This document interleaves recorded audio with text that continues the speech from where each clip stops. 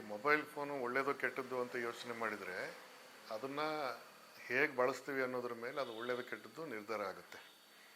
ಈಗ ಉದಾಹರಣೆಗೆ ನಿಮಗೆ E=mc² ಅನ್ನೋದು ಒಂದು ಸೂತ್ರ. ಐನ್ಸ್ಟೀನ್ ಅದನ್ನು ಕಂಡುಹಿಡಿದ್ರು.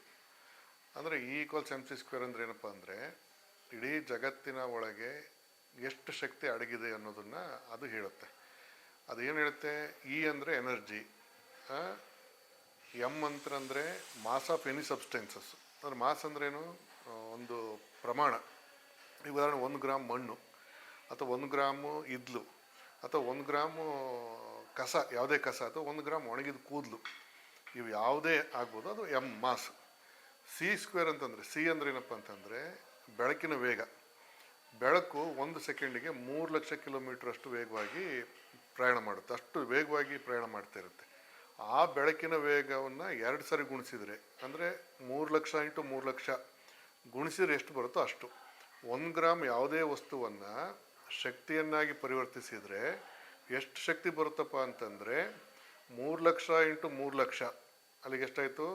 9 ಮುಂದೆ 10 ಸೊನ್ನೆ. ಆ ಸಂಖ್ಯೆನ ಹೇಳಕ್ಕೆ ಬರಲ್ಲ ನಮಗೆ. ಅಷ್ಟು ದೊಡ್ಡ ಗಾತ್ರದ ಶಕ್ತಿ ಬಿಡುಗಡೆ ಆಗುತ್ತೆ ಕೇವಲ 1 ಗ್ರಾಮ್ ವಸ್ತುವಿನೊಳಗೆ. ಈ ಸೂತ್ರವನ್ನು ಅವ್ರು ಕಂಡುಹಿಡಿದು ಜಗತ್ತಿನೊಳಗೆ ಅಗಾಧವಾದ ಶಕ್ತಿ ಅಡಗಿದೆ ಅನ್ನೋದನ್ನು ನಮಗೆ ತೋರಿಸ್ಕೊಟ್ರು. ಈ ಸೂತ್ರ ಬಳಸ್ಕೊಂಡು ಪ್ರಜ್ಞಾವಂತರು ಏನು ಮಾಡಿದರು? ಅಣು ವಿದ್ಯುತ್ ಸ್ಥಾವರಗಳನ್ನು ಮಾಡೋದ್ರ ಮೂಲಕವಾಗಿ ವಿದ್ಯುತ್ತನ್ನು ಉತ್ಪಾದನೆ ಮಾಡಿ ಅದನ್ನು ಜಗತ್ತಿಗೆ ಹಂಚುವಂಥ ಕೆಲಸವನ್ನು ಮಾಡಿದರು. ಜನಗಳ ಬದುಕಿಗೆ ಬೆಳಕು ಕೊಡುವಂಥ ಕೆಲಸವನ್ನು ಮಾಡಿದರು. ಅದರಿಂದ ನೀರಾವರಿಯನ್ನು ಮತ್ತು ಕಾರ್ಖಾನೆಗಳನ್ನು ಇಂಥವೆಲ್ಲ ಸ್ಥಾಪನೆ ಮಾಡೋದ್ರ ಮೂಲಕವಾಗಿ ಒಂದು ಅದ್ಭುತವಾದಂಥ ಕೆಲಸವನ್ನು ಜನಕ್ಕೆ ಅನುಕೂಲ ಆಗೋ ರೀತಿಯಲ್ಲಿ ಮಾಡಿದರು. ಅದೇ ಸಂದರ್ಭದೊಳಗೆ ಅಮೇರಿಕಾದವ್ರು ಏನು ಮಾಡಿದರು? 1 ಗ್ರಾಮ್ ವಸ್ತುವನ್ನು ಹಿಂಗೆ ಶಕ್ತಿಯಾಗಿ ಪರಿವರ್ತನೆ ಮಾಡಿಬಿಟ್ರೆ ಇಷ್ಟು ಅಗಾಧವಾದಂಥ ಶಕ್ತಿ ಸಿಗುತ್ತೆ ನಮಗೆ ಅನ್ನೋದಾದರೆ ಇದನ್ನು ಯಾಕೆ ವಿಧ್ವಂಸಕ ಕೃತ್ಯಗಳಿಗೆ ಬಳಸಬಾರ್ದು ಅಂತೇಳಿ ಯೋಚನೆ ಮಾಡಿ ಅದೇ E=mc² ಬಳಸ್ಕೊಂಡು ಹಿರೋಶಿಮಾ ನಾಗಸಾಕಿ ಮೇಲೆ ಬಾಂಬ್ ದಾಳಿ ಮಾಡಿದರು ಅಲ್ವಾ? ಈಗ E=mc² ಸೂತ್ರ ಒಳ್ಳೆಯದು ಕೆಟ್ಟದ್ದು ಹೇಳ್ರಿ ಅಲ್ವಾ?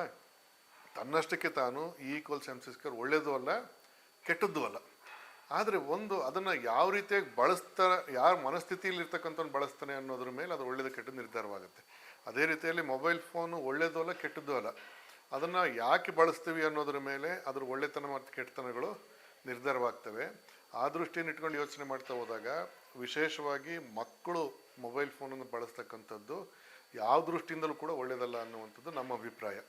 ಇತ್ತೀಚೆಗೆ ನಾವು ಸುಮಾರು ಮನೆಗಳಿಗೆ ಪೂಜೆಗೆ ಹೋದಂಥ ಸಂದರ್ಭದಲ್ಲಿ ಅಥವಾ ಶಿವಾನುಭವಗಳನ್ನು ಮಾಡೋದಕ್ಕೆ ಅಂತ ಹೋದಂಥ ಸಂದರ್ಭದಲ್ಲಿ ಭಾಳಷ್ಟು ಮನೆಗಳಲ್ಲಿ ನೋಡಿದ್ದೀವಿ, ಮಕ್ಕಳನ್ನ ಸುಮ್ಮನಿರಿಸೋದಕ್ಕೋಸ್ಕರವಾಗಿ ಮಕ್ಕಳು ಊಟ ಮಾಡಲಿ ಅಂತ ಹೇಳಿ ಅವ್ರಿಗೊಂದಿಷ್ಟು ಆಮಿಷ ಒಡ್ಡುವಂಥ ನೆಪದೊಳಗೆ ಮೊಬೈಲ್ ಫೋನನ್ನು ಅವ್ರಿಗೆ ಕೊಟ್ಟು ಅದರಲ್ಲಿ ಏನೇನೋ ಕೆಲವೊಂದಿಷ್ಟು ಕಾರ್ಯಕ್ರಮಗಳನ್ನು ಹಾಕಿ ಆ ಮಕ್ಕಳಿಗೆ ಮೊಬೈಲ್ ಫೋನ್ ಆಮಿಷ ತೋರಿಸೋದ್ರ ಮೂಲಕವಾಗಿ ಸುಮ್ಮನಿರಿಸೋದು, ಊಟ ಮಾಡಿಸೋದು ಮಾಡ್ತಾರೆ. ಇದು ಎಷ್ಟು ಅಪಾಯಕಾರಿ ಅಂದರೆ ನಮಗೆ ಮೊದಲು ಒಂದು 2-3 ಸಂದರ್ಭದಲ್ಲಿ ನೋಡಿದಾಗ ನಮಗೇನು ಅನ್ನಿಸ್ತಾ ಇತ್ತು ಅಂದರೆ ಮೊಬೈಲ್ ಕೊಟ್ಟರೆ ಮಕ್ಕಳು ಸುಮ್ಮನಾಗ್ತಾರೆ ಬಿಡಪ್ಪ ಅಂತ ಕೇಳ್ತಿದ್ವಿ ನಾವು. ಆದರೆ ಕ್ರಮೇಣ ಎಲ್ಲದಕ್ಕೂ ಮೊಬೈಲ್ನ ಕೊಡೋದ್ರ ಮೂಲಕವಾಗಿ ಮಕ್ಕಳ ದೈಹಿಕವಾದ ಮಾನಸಿಕವಾಗಿರ್ತಕ್ಕಂಥ ಬೆಳವಣಿಗೆಯನ್ನು, ಜಗತ್ತಿನ ಅನುಭವವನ್ನು ಪಡ್ಕೊಳ್ತಾ ಅದ್ರ ವ್ಯಕ್ತಿತ್ವ ವಿಕಾಸ ಆಗಬೇಕಿತ್ತಲ್ಲ, ಆ ವಿಕಾಸ ಪ್ರಕ್ರಿಯೆಯನ್ನೇ ನಿಲ್ಲಿಸುವಂಥ ಕೆಲಸವನ್ನು ಈ ಮೊಬೈಲ್ ಫೋನ್ ಮಾಡ್ತಾ ಹೋಗ್ಬಿಡುತ್ತೆ.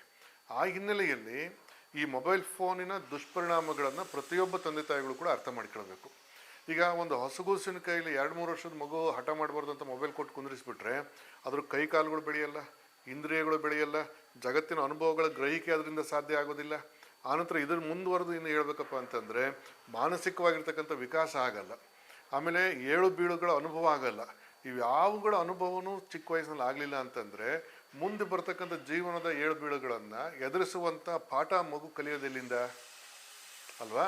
ಆ ಹಿನ್ನೆಲೆಯಲ್ಲಿ ಮೊಬೈಲ್ ಫೋನ್ ಅನ್ನುವಂಥದ್ದನ್ನು ತುಂಬ ಎಚ್ಚರಿಕೆಯಿಂದ ಬಳಕೆ ಮಾಡ್ತಕ್ಕಂಥದ್ದನ್ನು ತಂದೆ ತಾಯಿಗಳು ರೂಢಿ ಮಾಡ್ಕೊಳ್ಬೇಕು.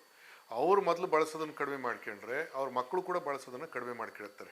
ನಮ್ಮಲ್ಲಿ ಕೆಲವು ತಂದೆ ತಾಯಿಗಳು ಮಕ್ಕಳು ಕರ್ಕೊಂಡು ಬಂದಿರ್ತಾರೆ, ಅವ್ರಿಗೆ ನಾವು ಚಾಕ್ಲೇಟ್ ಬೇಕಾ ಅಂತ ಕೇಳಿದ್ರೆ ಒಂದು ತಂದೆ ತಾಯಿಗಳು ಒಂದು ಮಗು ಹೇಳ್ತಾ ಇತ್ತು, ಸ್ವಾಮೀಜಿ ಚಾಕ್ಲೇಟ್ ತಿಂದರೆ ಹೊಟ್ಟೆ ಹುಳ ಆಗ್ತಾವಂತೆ, ನಾವು ಚಾಕ್ಲೇಟ್ ತಿನ್ನಲ್ಲ, ಬೆಲ್ಲ ತಿಂತೀವಿ, ಶೇಂಗಾ ಉಂಡೆ ತಿಂತೀವಿ, ಆಮೇಲೆ ಕಡಲೆ ಉಂಡೆ ತಿಂತೀವಿ. ಈ ಥರದ ಮಾತುಗಳು ಆ ಮಕ್ಕಳು ಹೇಳ್ತಾ ಇದ್ದು. ಯಾಕಂದ್ರೆ ನಿಮ್ಮ ಎಲ್ಲ ಮಕ್ಕಳುಗಳು ಚಾಕ್ಲೇಟ್ ಬಗ್ಗೆ ಆಸಕ್ತಿ ವಹಿಸ್ತೇವೆ ಅಂತ ಕೇಳಿದಾಗ ಅವ್ನು ಹೇಳಿದ, ಬುದ್ಧಿ ಎಲ್ಲ ಮಕ್ಕಳು ಚಾಕ್ಲೇಟ್ ಬಗ್ಗೆ ಆಸಕ್ತಿ ವಹಿಸಲ್ಲ, ತಂದೆ ತಾಯಿಗಳು ಅಭಿರುಚಿ ಬೆಳೆಸಿಬಿಟ್ಟಿರ್ತಾರೆ, ನಾವು ನಮ್ಮ ಮಕ್ಳಿಗೆ ಚಾಕ್ಲೇಟ್ ಬಗ್ಗೆ ಅಭಿರುಚಿ ಬೆಳೆಸಲಿಲ್ಲ, ಹಾಗಾಗಿ ಮಕ್ಕಳು ಚಾಕ್ಲೇಟ್ನ ಅಪೇಕ್ಷೆ ಪಡೋದಿಲ್ಲ ಅನ್ನೋ ಮಾತು ಹೇಳ್ದೆ. ಅದೇ ಥರದಲ್ಲಿ ತಂದೆ ತಾಯಿಗಳು ಮೊಬೈಲಿನ ಅಭಿರುಚಿಯನ್ನು ಮಕ್ಕಳಿಗೆ ಬೆಳೆಸಲಾರದಿರುವ ಹಾಗೆ ಕನಿಷ್ಠ ಪಕ್ಷ ಆ ಮಕ್ಕಳಿಗೆ 10-12 ವರ್ಷಗಳ ವಯಸ್ಸಾಗುವವರೆಗಿನಾದರೂ ಕೂಡ ಆ ಮಕ್ಕಳಿಗೆ ಮೊಬೈಲಿನ ಬಗ್ಗೆ ಒಂದಿಷ್ಟು ಹೇವರಿಕೆಯನ್ನು ಬೆಳೆಸಿ ಮೊಬೈಲ್ ಸಂಪರ್ಕ ಕಡಿಮೆಯಲ್ಲಿಟ್ಟು ಅಗತ್ಯ ಎಷ್ಟಿರುತ್ತೋ ಅಷ್ಟು ಮಾತ್ರ ಬಳಸೋ ಹಾಗೆ ಮಕ್ಕಳಿಗೆ ಸಂಸ್ಕಾರ ಕೊಡುವಂಥ ಒಂದು ಜವಾಬ್ದಾರಿಯನ್ನು ತಂದೆ ತಾಯಿಗಳು ನಿರ್ವಹಿಸಬೇಕಾಗುತ್ತೆ. ಆವಾಗ ಮಾತ್ರ ಒಂದು ಆರೋಗ್ಯಕರವಾದಂಥ ಪೀಳಿಗೆಯನ್ನು ನಿರ್ಮಾಣ ಮಾಡೋದಕ್ಕೆ ಸಾಧ್ಯವಾಗುತ್ತೆ. ಇದು ಮಕ್ಕಳದಷ್ಟೇ ಸಮಸ್ಯೆ ಅಲ್ಲ, ಭಾಳ ಜನ ವಯಸ್ಕರು ಕೂಡ ಮೊಬೈಲ್ಗೆ ಅಡಿಕ್ಟ್ ಆಗಿಬಿಟ್ಟಿದ್ದಾರೆ. ಅಡಿಕ್ಟ್ ಆಗಿಟ್ಕೊಂಡು ಅವರು ವಾಕಿಂಗ್ ಮಾಡ್ತಾ ಇಲ್ಲ, ಯೋಗ ಮಾಡ್ತಾ ಇಲ್ಲ, ಪ್ರಾಣಾಯಾಮ ಮಾಡ್ತಾ ಇಲ್ಲ, ಅಥವಾ ಮಾಡಲೇಬೇಕಾಗಿರ್ತಕ್ಕಂಥ ಕರ್ತವ್ಯಗಳನ್ನು ನಿರ್ವಹಣೆ ಮಾಡೋದ್ರಲ್ಲೂ ಕೂಡ ಉದಾಸೀನ ಮನೋಭಾವನೆಯನ್ನು ತೋರ್ತಾ ಇರತಕ್ಕಂಥದ್ದು ಕಾಣ್ತೇವೆ. ಇದೆಲ್ಲದೂ ಕೂಡ ನೇರವಾಗಿ ಅವರ ಬದುಕಿನ ಮೇಲೆ, ದೈಹಿಕ ಮತ್ತು ಮಾನಸಿಕ ಆರೋಗ್ಯದ ಮೇಲೆ, ಕೌಟುಂಬಿಕ ಮತ್ತು ಸಾಮಾಜಿಕ ಸ್ವಾಸ್ಥ್ಯದ ಮೇಲೆ ಪರಿಣಾಮ ಬೀರ್ತವೆ ಅನ್ನುವಂಥದ್ದನ್ನು ಅರ್ಥ ಮಾಡಿಕೊಂಡು ಮೊಬೈಲ್ ಫೋನ್ ಬಳಕೆಯನ್ನು ಎಷ್ಟರ ಮಟ್ಟಿಗೆ ನಾವು ಕಡಿಮೆ ಮಾಡೋದಕ್ಕೆ ಸಾಧ್ಯವೋ ಅಷ್ಟೆಲ್ಲ ರೀತಿಯಲ್ಲೂ ಕಡಿಮೆ ಮಾಡಿಕೊಂಡು ಬಳಸ್ತಕ್ಕಂಥ ಒಂದು ವಿವೇಕವನ್ನು ಪ್ರತಿಯೊಬ್ಬರು ಕೂಡ ಬೆಳೆಸ್ಕೊಳ್ಬೇಕಾಗುತ್ತೆ ಅನ್ನುವಂಥದ್ದು ನಮ್ಮ ಅಭಿಪ್ರಾಯ. ಅಂದರೆ ಇತ್ತೀಚೆಗೆ ಇದರಿಂದ ಕಾಯಿಲೆಗಳು ಕೂಡ ಬರ್ತಾ ಇದೆ, ಕಾಯಿಲೆಗಳು ಹೆಚ್ಚಾಗ್ತಾ ಇದೆ. ಮೊಬೈಲ್ ಬಳಕೆಯಿಂದ ಕಾಯಿಲೆಗಳು, ಸಣ್ಣ ಸಣ್ಣ ಮಕ್ಕಳು ಕೂಡ ಹಾರ್ಟ್ ಅಟ್ಯಾಕ್ ಆಗುವಂಥದ್ದು, 10 ವರ್ಷ 15 ವರ್ಷದ ಹೃದಯಾಘಾತ, ಸಣ್ಣ ಸಣ್ಣ ಕಾಯಿಲೆಗಳು, ದೊಡ್ಡ ದೊಡ್ಡ ಕಾಯಿಲೆಗಳು ಕೂಡ ಬರ್ತಿದೆ. ಈಗ ಮೊಬೈಲ್ ಬಳಕೆಯಿಂದ ಕಾಯಿಲೆಗಳು ಬರ್ತಿದ್ದಾವೆ ಅಂತ ಯೋಚನೆ ಮಾಡ್ತಾ ಹೋದಾಗ ಮೊದಲನೇದಾಗಿ ದೈಹಿಕ ಶ್ರಮ ಇಲ್ದಂಗೆ ಆಗುತ್ತೆ, ಉಂಡದ್ದು ಅರಗಲ್ಲ. ಆನಂತರದಲ್ಲಿ ಅನಗತ್ಯ ಕೊಬ್ಬು ಶೇಖರಣೆ ಆಗ್ತಾ ಹೋಗುತ್ತೆ, ಶರೀರ ಬೆವರಬೇಕು, ಶರೀರದ ಪ್ರತಿಯೊಂದು ಅಂಗಗಳಿಗೂ ಕೂಡ ಶ್ರಮ ಬೇಕು.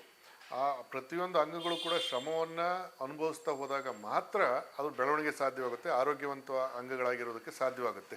ಇದು ಯಾವುದೂ ಇಲ್ಲದೇ ಕೈ ಆಡ್ಸಂಗಿಲ್ಲ, ಕಾಲು ಆಡ್ಸಂಗಿಲ್ಲ, ತಲೆ ಆಡ್ಸಂಗಿಲ್ಲ, ಬಾಯಿ ಆಡ್ಸಂಗಿಲ್ಲ, ಏನೇನು ಮಾಡೋಂಗಿಲ್ಲ, ಕಣ್ಣು ಮಾತ್ರ ಮೊಬೈಲ್ ನೋಡ್ಕೊಳ್ತಾ ಕಿವಿ ಮಾತ್ರ ಅದು ಸದ್ದು ಕೇಳ್ಕೊಂತ ಅಡ್ಡು ಮಕ್ಕಂಬಿಟ್ರು ಮುಗೀತು ಅಂತ ಅನ್ನೋದಾದರೆ, ಮತ್ತು ಅದರ ಹೃದಯದ ಮೇಲೆ ಅಷ್ಟೇ ತಾನೇ ಒತ್ತಡ ಬೀಳೋದು, ಉಸಿರಾಟ ಮತ್ತು ಹೃದಯ ಅಷ್ಟೇ ಒತ್ತಡ. ಹಾಗಾಗಿ ಹೃದಯದ ಮೇಲೆ ಒತ್ತಡ ಜಾಸ್ತಿ ಆದಾಗ ಸಹಜವಾಗಿಯೇ ಹೃದಯಾಘಾತಗಳು ಆಗ್ತವೆ.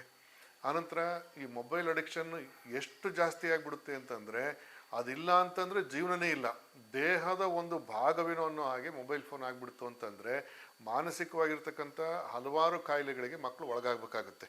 ಇತ್ತೀಚೆಗೆ ನಾವೆಲ್ಲ ಬೆಂಗಳೂರು ನಿಮಾನ್ಸ್ನಲ್ಲಿ ಮತ್ತು ದೊಡ್ಡ ದೊಡ್ಡ ಮನೋರೋಗ ಆಸ್ಪತ್ರೆಗಳಲ್ಲಿ ಮೊಬೈಲ್ ಗೀಳಿಂದ ಬಿಡುಗಡೆ ಮಾಡಿಸೋದಕ್ಕೋಸ್ಕರವಾಗಿ ಒಂದು ಪ್ರತ್ಯೇಕ ವಿಭಾಗ ತೆರೆದಿರ್ತಕ್ಕಂಥದ್ದು ನಾವು ನೋಡಿದ್ವಿ. ಅಂದರೆ ಈ ಮೊಬೈಲ್ ಗೀಳಿನಿಂದ ಯಾವ ರೀತಿಯಾಗೆಲ್ಲ ಮಾನಸಿಕ ಕಾಯಿಲೆಗಳು ಬರ್ಬೋದು ಅನ್ನೋದನ್ನು ನಾವು ನೋಡೋದಕ್ಕೆ ಗ್ರಹಿಸ್ಕೊಳ್ಳೋದಕ್ಕೆ ಸಾಧ್ಯವಾಗುತ್ತೆ. ಆ ನಿಟ್ಟಿನಲ್ಲಿ ಮಾನಸಿಕವಾಗಿರ್ತಕ್ಕಂಥ ಕಾಯಿಲೆಗೆ ಮೊಬೈಲ್ ಕಾರಣವಾಗುತ್ತೆ, ಅವಂಥ ಹೃದಯಾಘಾತದಂಥ ಒಂದು ಅಪಘಾತಗಳಿಗೆ ಮೊಬೈಲ್ ಫೋನ್ ಕಾರಣವಾಗುತ್ತೆ.